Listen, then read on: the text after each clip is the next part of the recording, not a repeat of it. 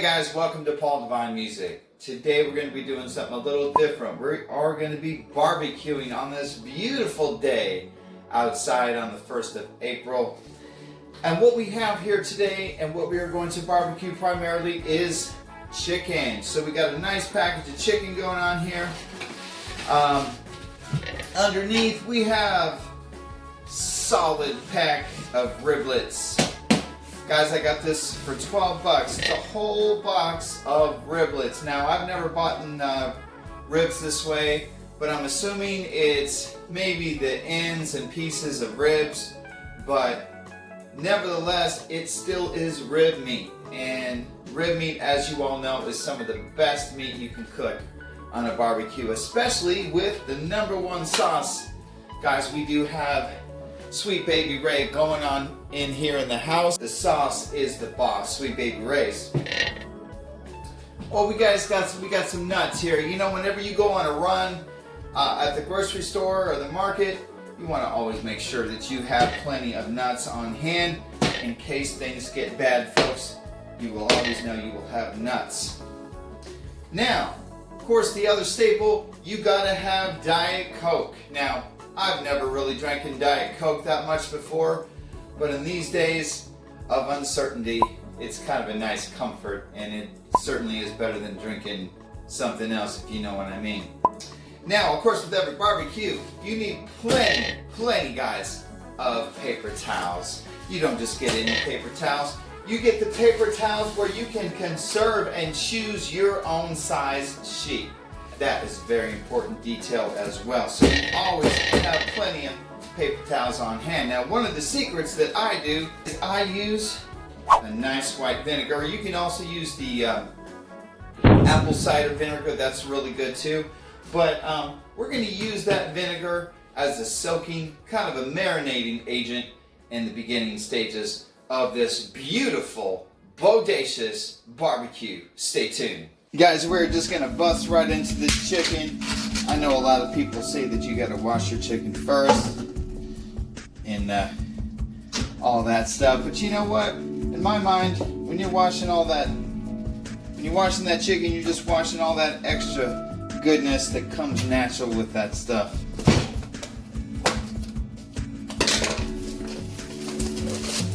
Yeah, guys, we got a treasure chest of riblets here. Treasure chest. But the bad thing is it's all frozen, guys. We gotta wait a while. I just opened up this big old box of riblets, guys, and realized that the whole thing is frozen. I don't know what I was thinking when I got out of the store. Maybe I was assuming it was fresh, but yeah, it's a big old chunk of, as you can see, frozen rib meat. But you know what? Hey, whenever there is a challenge presented, I do not turn away. So, you know, because I got the attitude and the spirit of a warrior. So what I'm going to do, I'm going to see if I can discombobulate this meat, separate it, because man, we got to get some rib meat on that grill. You know what I'm saying? Not just the chicken. That is just not going to work.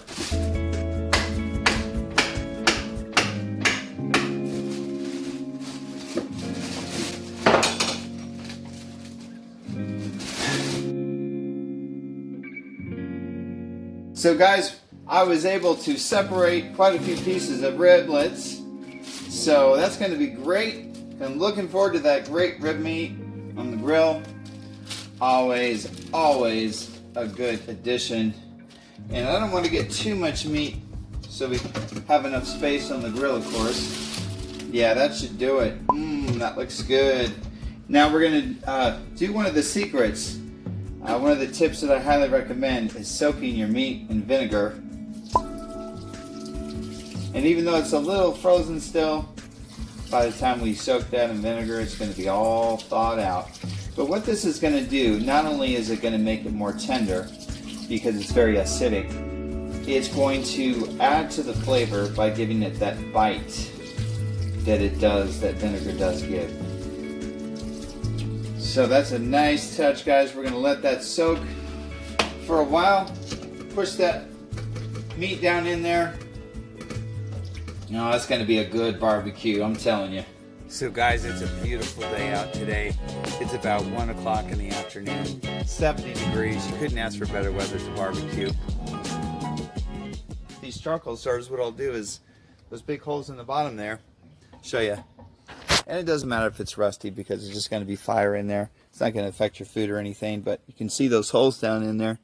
That's for the air ventilation, and that really gets the paper started and gets it burning good. So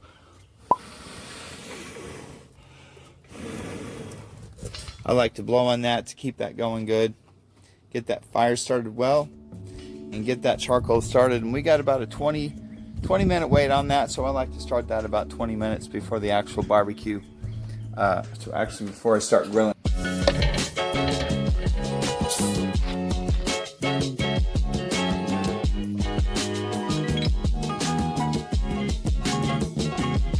Now Diet Coke doesn't pay me to do this, but I tell you what, there's nothing better than a nice cold Diet Coke to drink while you're waiting for the barbecue to start.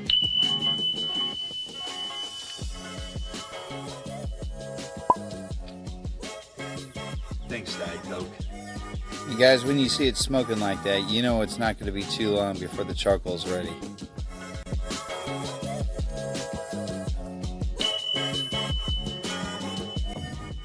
So guys, one more thing that we want to do is we put in the wood chips so it gets that good smoky applewood flavor. We are using applewood chips. My opinion are the best chips to use, especially for pork ribs, chicken, really any kind of meat. I'm just going to take my nice set of barbecue tongs over here out of the pot of vinegar, start putting them on the fire, guys.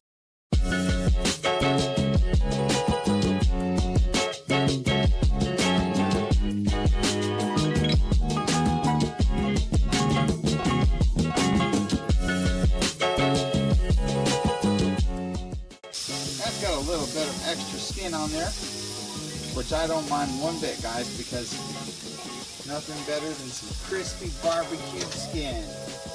Some people don't like skin, but like I said earlier, some people, they gotta wash their meat, they gotta do this, they gotta do that. I don't, you know, I grew up in the country, you know, we don't worry about all those extra things that you gotta do. Like if you're making rice, you gotta wash it 40 times before you put it in the rice cooker. I mean, come on, guys. It's a little ridiculous, don't you think? We're just going to have a big old barbecue party right here on the grill. There's room for everybody. There is room for everybody, guys.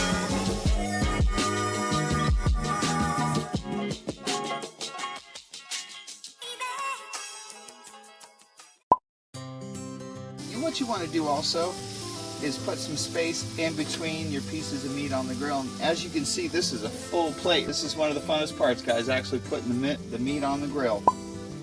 One of the best seasonings you can use in all of barbecuing is called Cavender's. It's an all-purpose Greek seasoning, but it goes good on any kind of barbecue, and I really mean that. Any kind. Pork, beef, chicken.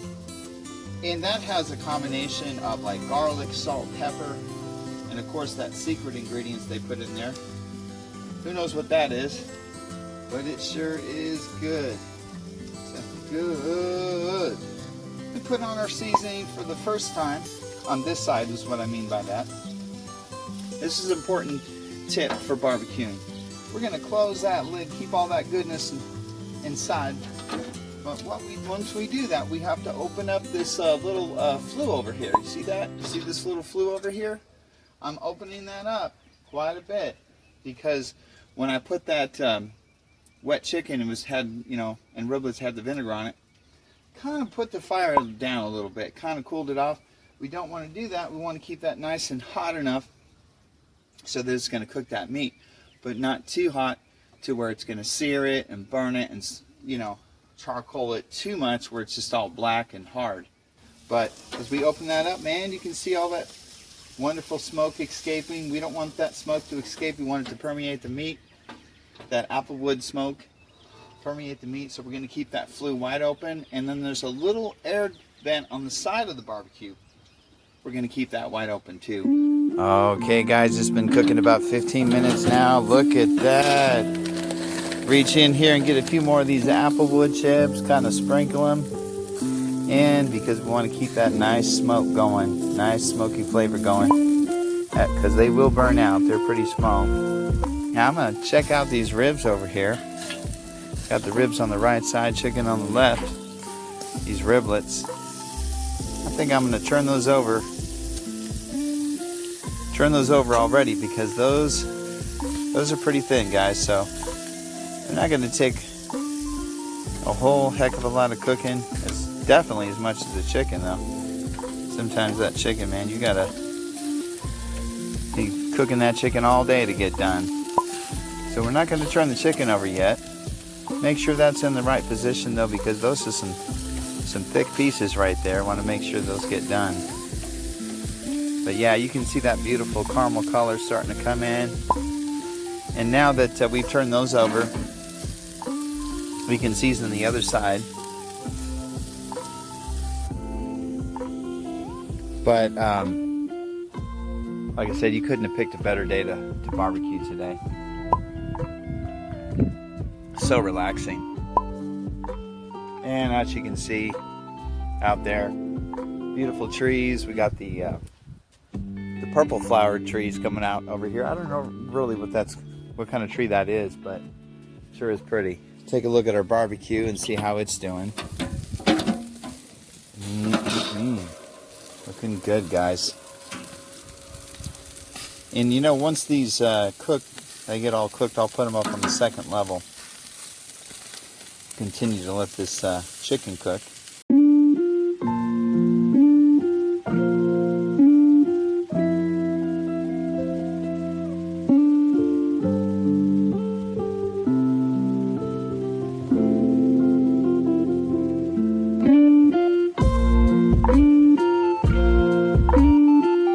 Okay guys, what we're going to do right now is turn that chicken over for the first time. We've already, like I said, turned over those riblets before. We're going to put those up on the second shelf just so they don't get overcooked, so they're pretty thin. Look at that beautiful color. Got just enough blackness. And when you start seeing these bones start to reveal, start to show themselves, you know it's well on its way to being done. So what we're going to do now, guys, turn this gorgeous chicken over so it can start cooking on the other side. This will be the first time.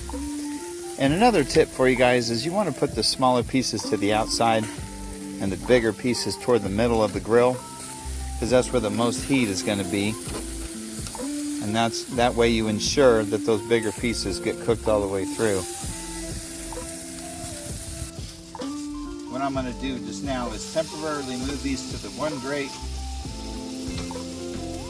That way we can add the apple wood chips very, very easily. I'm just going to toss some more on there.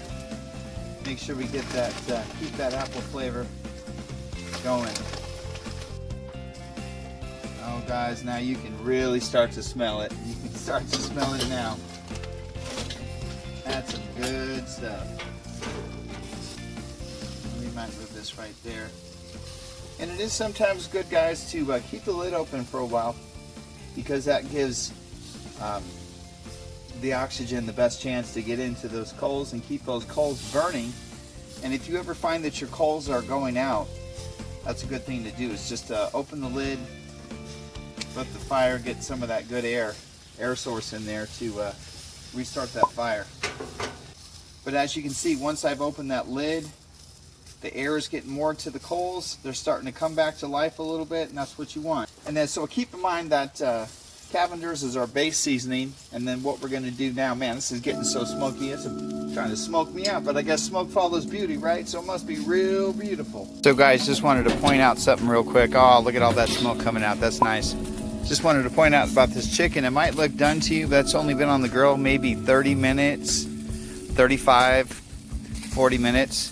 And that is in no way long enough to, well, of course you can see right over there it's red, but that's in no way long enough to get that chicken cooked. So it may seem like you're leaving it on there just way too long. But you're really not, because it does take a long time to cook all the way through to the bone. Sweet Baby Ray sauce. Sauce is the boss, Sweet Baby Ray. We're going to be pouring that inside that bowl. Oh, and that's some delicious sauce. If you've never had it, I would highly recommend it, guys. They add a little pure apple cider vinegar, just a little bit in there. That's about all you need, guys. And then you got to stir that up. See all that smoke coming out of there? That means our wood chips are doing their job. And since these riblets up here, guys, are pretty much finished, I'm going to start applying the barbecue sauce to them.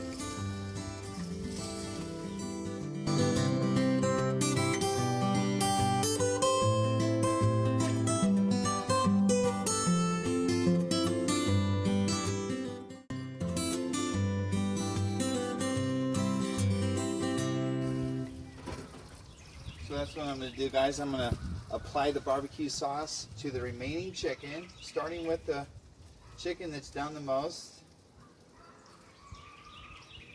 And keep in mind, you're going to let this sauce sit on these pieces of chicken while they're still on the grill for about 10 minutes.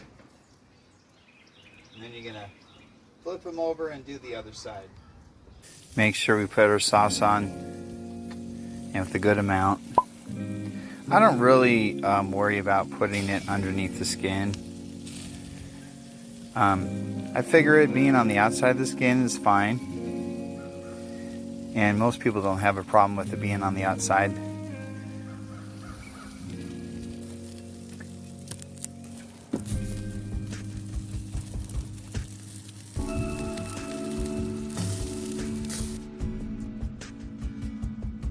It took me a while over the years to find a good barbecue sauce. I used to like KC Masterpiece.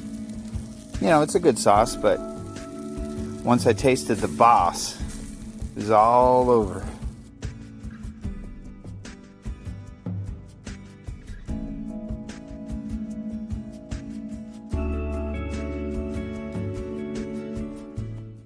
Okay, guys, coming fresh off the grill right there.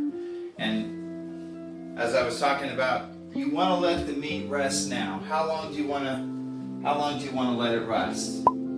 Actually, as long as possible, as long as you can hold back your hunger, let's say. Because the longer it sits, really, with any meat that you cook, especially when it comes to meat, the better. Okay, guys, we're looking at the moment of truth. Ribs of chicken have cooked. I just kind of left the other chicken on that wasn't done yet. That's not going to hurt that at all.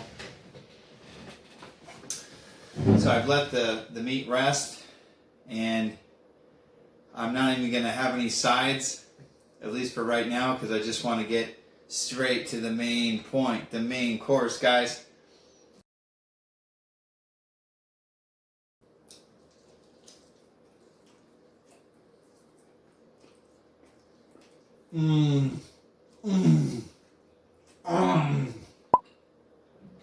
Oh my goodness.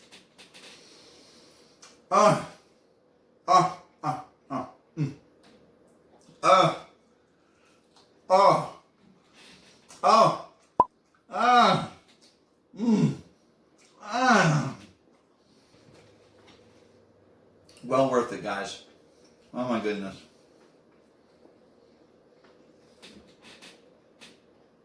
This is what you call a meat feast.